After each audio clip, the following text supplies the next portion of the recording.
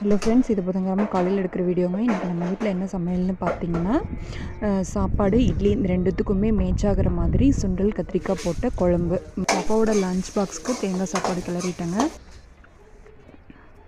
நேற்றைய வீடியோவில் தான் நான் சொன்னேன், மோஸ்ட்டாக நான் மார்னிங் டைமு பிரேக்ஃபாஸ்ட்டுக்கு டிஃபன் செய்ய மாட்டேன்னு சொல்லிவிட்டு, ஆனால் நான் அடுத்த நாளே செய்வேன்னு நான் நினச்சி கூட பார்க்கலைங்க.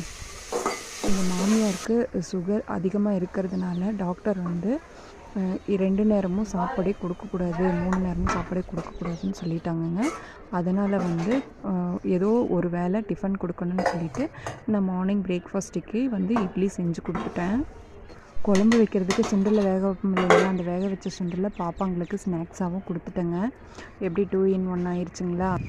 லஞ்சுக்கும் அதையே வச்சு ஓட்டிடலாம் அப்படின்னு சொல்லி நினச்சேன். ஆனால் தேங்காய் சாதத்தில் உப்பு கொஞ்சம் அதிகமாக போனதுனால எக்ஸ்ட்ராவாக சாப்பாடு ஆட் பண்ண வேண்டியதாக போச்சுங்க. அதனால் 4 டிஃபன் பாக்ஸுக்கும் தேங்காய் சாதத்தையே போட்டு கொடுத்துட்டேன். அப்படின்னு நினச்சா அது ஒன்று நடக்குது. என்னங்க பண்ணுறது. காலையில் மாமியாருக்கு இட்லி வித் தக்காளி தொக்கு. ஓகேங்க, இத்துடன் இந்த விலாக் முடிவடைகிறது. மீண்டும் நாளை ஒரு மினி விலாகில் சந்திக்கிறேன். டாடா பாய்.